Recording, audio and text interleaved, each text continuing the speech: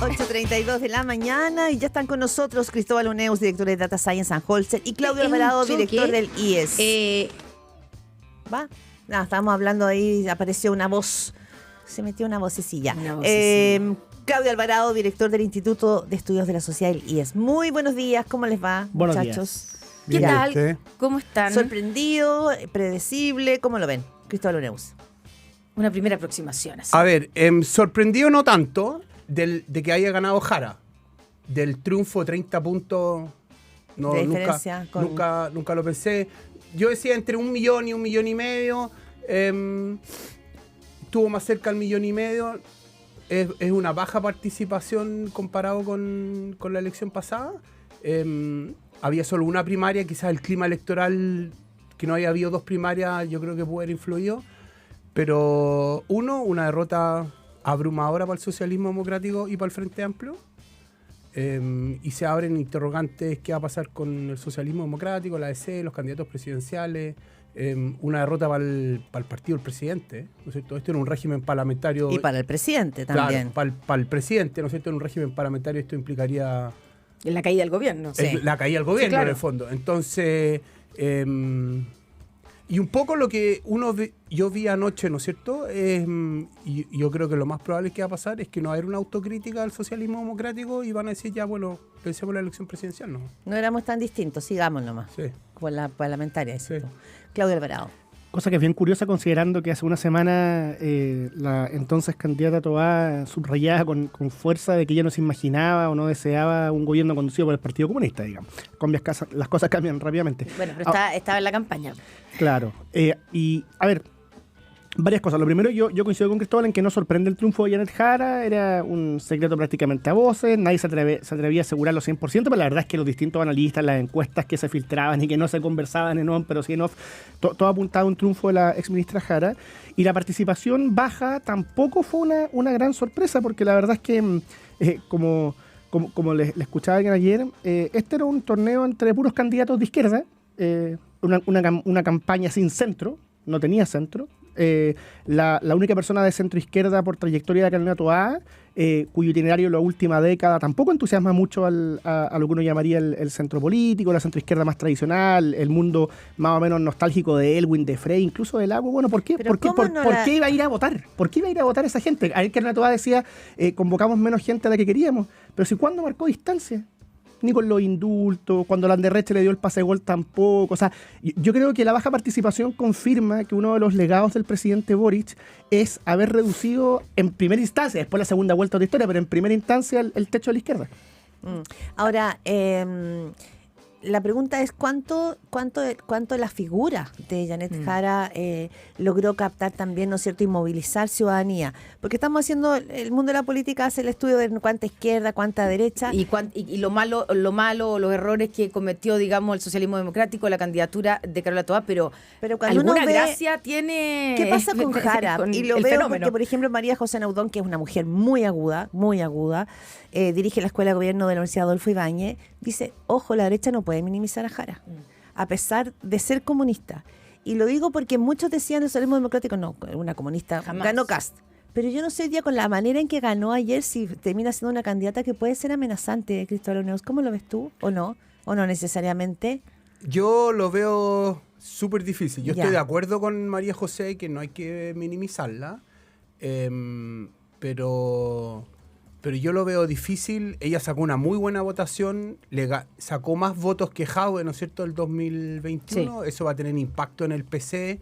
Su sector va a tener ahora mucho más que decir. Yo creo que va a influir en la lista parlamentaria. Yo creo que mucho más comunistas van a querer ser candidatos porque se van a decir, yo me voy a beneficiar, mis probabilidades de salir elegido son mayores, sobre todo con la derrota del Frente Amplio, ¿no es cierto? Yo los veo yendo junto en la lista parlamentaria.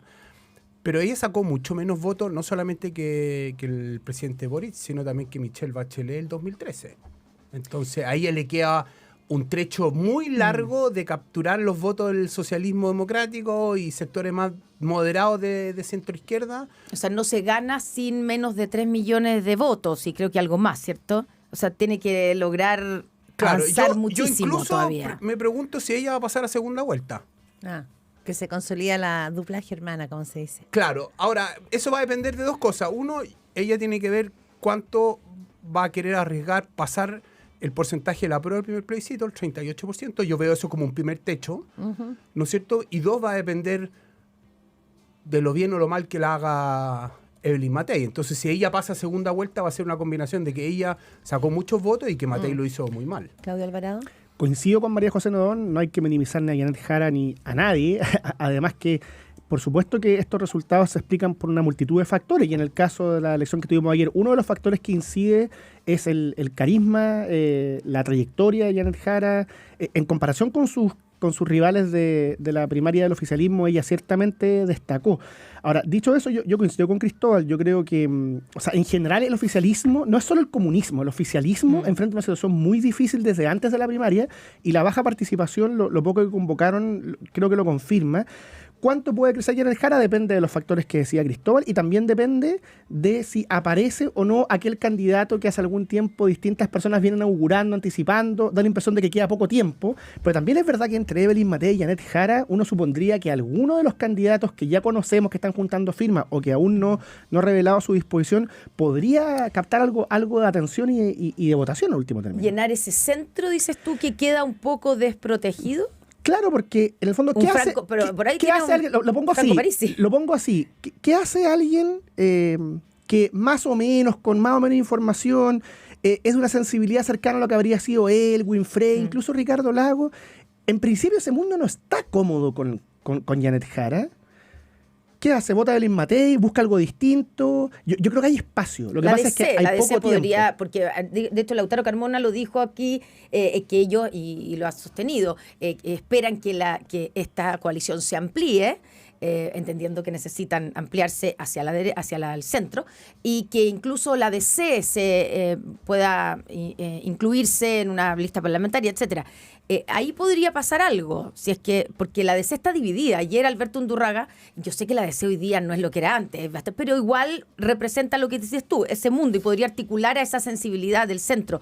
Y Alberto Undurraga dijo que él cree, él como presidente, que no hay que votar por el Partido Comunista, versus otros que dijeron lo contrario. Entonces, ahí va a haber algo que puede pasar, ¿o no? Y es con la DC, es con el mundo más allá, que convoque muchos pocos votos personalmente, Andrés Velasco, es con la gente de centro izquierda que se dice abiertamente de centro izquierda, enfatizando la izquierda y que votó rechazo el 2022. O sea, hay gente que votar por Janet Jara le va a costar mucho, gente del mundo propio Partido Socialista que lo dicen en off.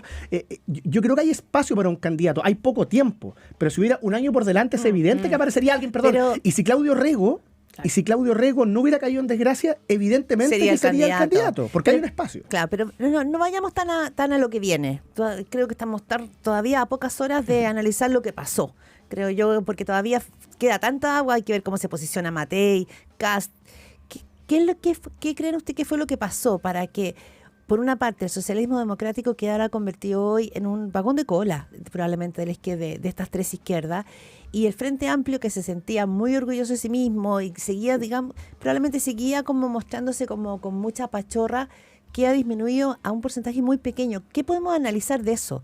¿Qué significa este nuevo mapa en la izquierda chilena? Porque la hegemonía la tiene ¿quién hoy día? ¿El Partido Comunista? ¿Podemos decir que la tiene el Partido Comunista o no necesariamente? Ojo que este es una conclusión basado en solo 1,4 millones de votos. Sí, pero va a reordenar la conversación. Sí.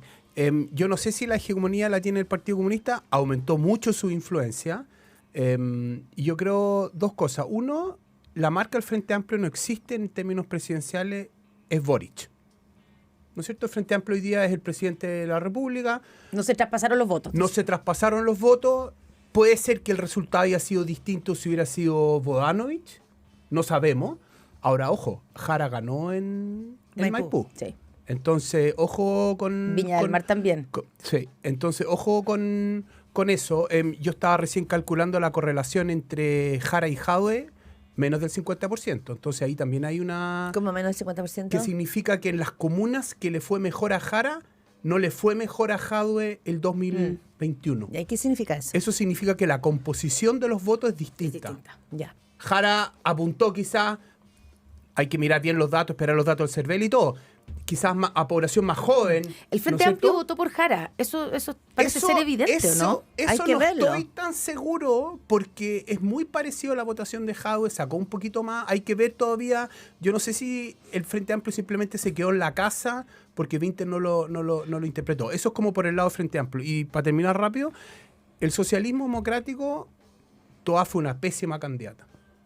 Ella como lo que trató de ser, no supo comunicar las ideas, claramente todas las medidas de seguridad la gente no las entendió o no las creyó, ¿no es cierto?, comparando las leyes de seguridad con la reforma previsional, ¿no es cierto? Entonces, yo creo que ahí hay que también analizar pensando en la presidencial. Y el último punto es, yo estuve mirando ayer, el CERVEL, la gente que busca patrocinio, son 535. Yo creo que hoy día va a haber más gente metiéndose, apoyando candidatos independientes, producto de lo que decía Claudio, que no se sienten cómodos votando por Jara. Sí. Oye, ya se bajó en todo caso, ya anunció hay una baja de la candidata del Partido Social Cristiano, ¿cierto? Francesca Muñoz, que anunció que se baja en favor de José Antonio Cast y lo van a anunciar hoy día a las 10:30 de la mañana. O sea, ya hay una consecuencia concreta. Pero para el lado de la derecha. Sí, por el lado de la derecha. Claudio Alvarado. Ganó Jara por motivos muy vinculados a su trayectoria, a su despliegue como candidata. Carisma. Lo hizo muy bien, su carisma. Y perdió toda porque me parece que estaba en un lugar un poco imposible. Es verdad que hizo una mala campaña, coincidió con Cristóbal, pero esa mala campaña también proyectaba la incomodidad de esa centroizquierda que viene desde el 2011 en adelante abdicando de su obra. Yo creo que Toá es un muy buen ejemplo del dilema en el que se ha ubicado la centroizquierda y que no ha sabido cómo resolver. Cuando vino el movimiento estudiantil, de ahí en adelante, la verdad es que la centroizquierda agachó el moño, le reconoció expreso tácitamente la superioridad a los jóvenes, y desde ahí en adelante que hay una desorientación programática, política, de énfasis, de alianzas, que yo creo que sigue hasta el día de hoy y que explica que haya mucha gente sin candidato. Yo intentaba decir al principio de modo resumido, ¿por qué alguien de centro-izquierda, o incluso de esos votos flexibles que votan por uno u otro lado, iba a ir a votar por la ministra más importante del presidente Boric, vocera destacada del apruebo, que no marcó distancia ni inmediatamente ni en la campaña hasta las últimas 2 semanas con los indultos? O sea, al mundo de centro, al mundo independiente, no la convocaba Carolina Toá. Yo creo que eso en parte es porque no quería romper la unidad del progresismo, en parte por lealtad con el presidente Boric, en parte porque era difícil hacerlo habiendo tenido su trayectoria tan apegada a ese mundo. Entonces yo creo que de algún modo la centroizquierda, respondiendo a la pregunta de Claudia, ¿por qué está como está hoy día? Bueno, está simplemente cosechando lo que sembró en la última década. Ya, o sea, lo que tú dices, que lo leí también en alguna parte, ya no me acuerdo a quién, se lo leí, que en el fondo el socialismo democrático está pagando los costos de haber sido o de autoinfligirse la postura de vagón de cola, como decía la Claudia, mucho antes. Digamos, en no haber marcado distancia de diferencia en el plebiscito, incluso en la época del estallido social, no haber sido mucho más tajante en la postura, condenando la violencia, etcétera. Eso es lo que tú dices. Que es una historia larga sí. Y una historia corta, que en la campaña, que era la última oportunidad que tenía Carolina Toá para hacerlo, tampoco quiso. Ya, pero Carolina Toá, 2 semanas atrás. Pero, bueno, entonces llegó tarde con esa diferencia, porque la diferencia la hizo, dijo, yo no estoy de acuerdo en que lidere un gobierno el país, el Partido Comunista, sí, dijo que tenía diferencias claras. Eso hoy día, cuando la ministra con la cual compite aprobó la reforma previsional con votos de la derecha. Sí, pero no fue la única, porque hay que decir que... Ese es el punto que yo tú quiero lo sabes hacer. bien, la reforma previsional fue Mario ministros. Marcel y yo fue creo ella. que ahí el socialismo democrático le regaló los beneficios de la reforma a ella. No fue eso, el gobierno se la jugó y Mario Marcel...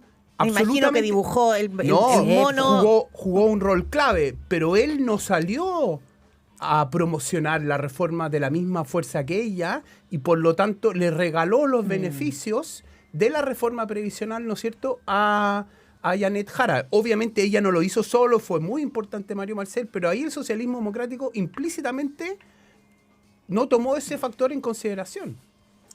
Claudia, tú estás con cara de... Sí, ¿qué pasó? Hay un ruido. Un ruido, perdón. Sí.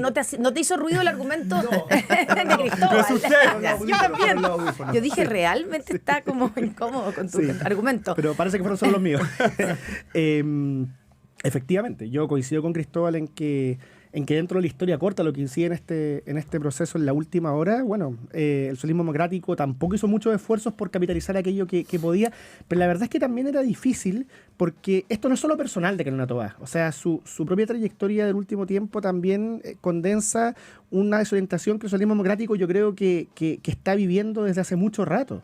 O sea, imagínense lo que fue, solo mirando el gobierno actual, haber pasado de estar fuera de los anillos concéntricos, casi cayéndose, utilizando la expresión del ministro Jackson, a tener que salvar los muebles, digamos. O sea, yo creo que esa situación a ellos los tiene muy, muy incómodos y no saben muy bien qué hacer con eso. Sí, y además, digamos que la campaña de Gonzalo Vinter, al menos hasta la semana anterior, se dedicó solo a tirarle dardos a ese mundo de la exconcertación que, como tú recuerdas, Claudio Alvarado, lo decía hoy Ernesto Torres en una entrevista, vino a salvarle los muebles al gobierno. Así es. Entonces también había una incomodidad ahí. Pero otra cosa, perdona, Connie, dale tú. No, simplemente también quería poner el punto de, porque sin quitarle y desmerecer los méritos que ya lo han expuesto de la propia Janet Jara, claramente, pero también hay cosas que ayudaron o que no ayudaron.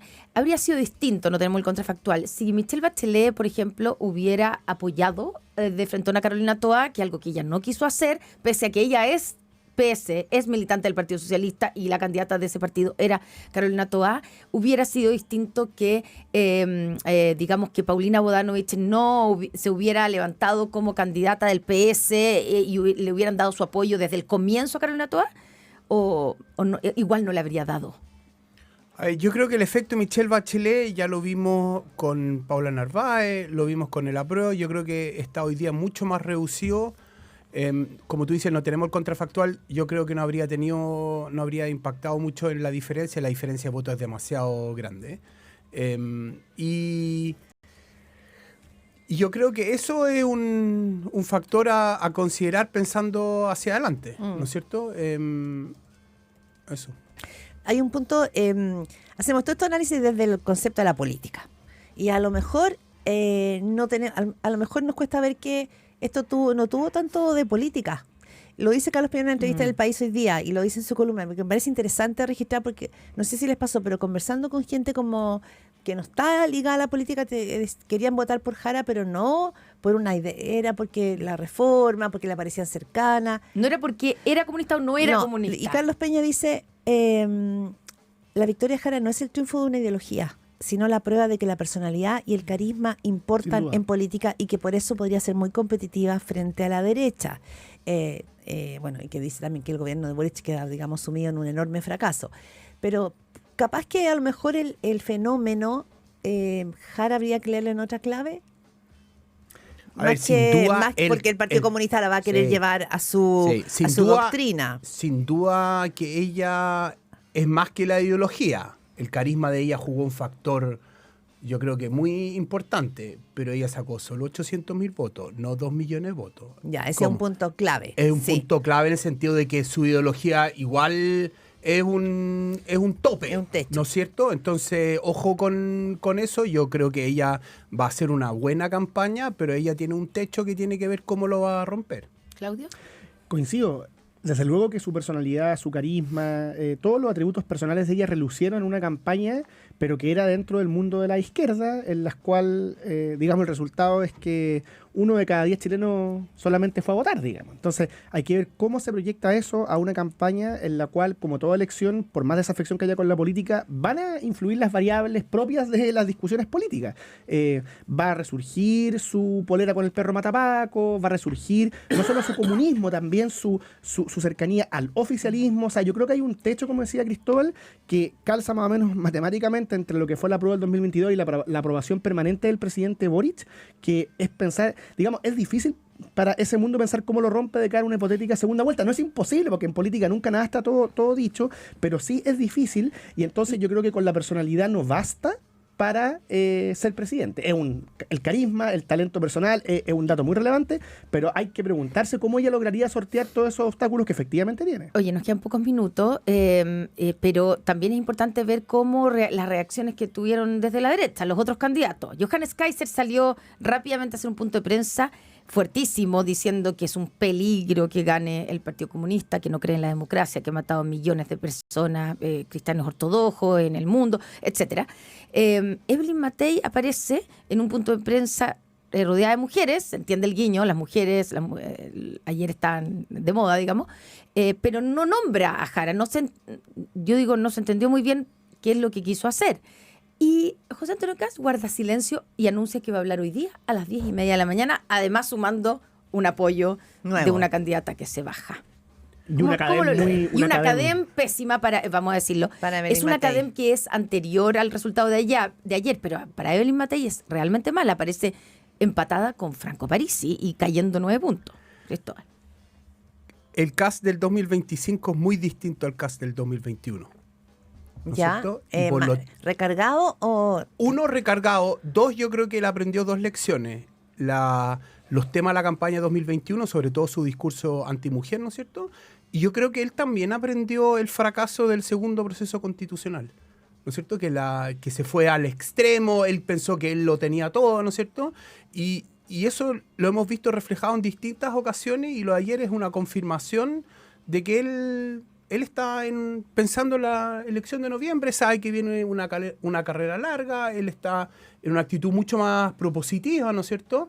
Y Evelyn Matei, un reflejo, como lo hablábamos con Claudio antes de entrar, de que está perdida en su campaña, no sabe dónde está el norte, no ha encontrado el tono. Entonces, lo de ayer es una confirmación de eso. En vez de decirle, felicitar a la candidata e invitarla a una campaña propositiva, ¿no es cierto? Se fue por una vertiente que yo estoy con Connie, es difícil de entender. Claudio. Sí, me sumo. Un punto de prensa que cuesta... Como decía Cristóbal, cuesta entender cuál es el propósito, porque se pueden hacer distintas cosas, pero el modo en que habló, el instante en que Jara acaba de ganar, pero sin referirse a ella, al mismo tiempo tampoco fue una apuesta dura, pero, en fin, cuesta calificarla, cuesta entender el propósito más allá de parecer que quizás algo necesario dado el estado, digamos, algo complicado en que ha estado la campaña el último tiempo. Coincido también en que Kast ha mostrado, salvo un par de excepciones, un aprendizaje importante respecto a lo que son sus últimos torneos electorales. Y claro, la gran duda que uno tiene por el lado derecho es, ya, sabemos que Matei está complicada, sabemos que Kast lo viene haciendo bien en general en su campaña, bueno, que a confiarse, a asumir que la primaria, la famosa primera vuelta germano-alemana es algo dado, o bien podría llevar a movilizar aún más a la derecha, dado que la derecha suele actuar mejor con miedo, con temor, y el comunismo es un gatillante para la derecha. O sea, también la candidatura de Jara, bien aprovechada, puede ser una buena noticia para los candidatos de derecha para activar a sus bases, mover a su gente, pero eso depende cómo ellos lo hagan. Y ahí la verdad es que tenemos, digamos, noticia en desarrollo, tenemos que ver cómo sigue. Bueno, vamos a ver qué tan ideologizado realmente va a ser esta elección. Todavía no sabemos en qué terreno se va a jugar. No sabemos si en el terreno de las ¿cómo se dice? Condiciones personales, como pasó ahora, o mucho más en lo doctrinario. Eso está por verse. Tenemos muchos meses por delante para seguir analizando. Cristóbal Uneos y Claudio Alvarado, muchas gracias. Gracias a ustedes. Gracias a ustedes. Que tengan buen día. Saludamos a nuestros auspiciadores. Hoy puedes ver los saldos de todos tus bancos en un solo lugar.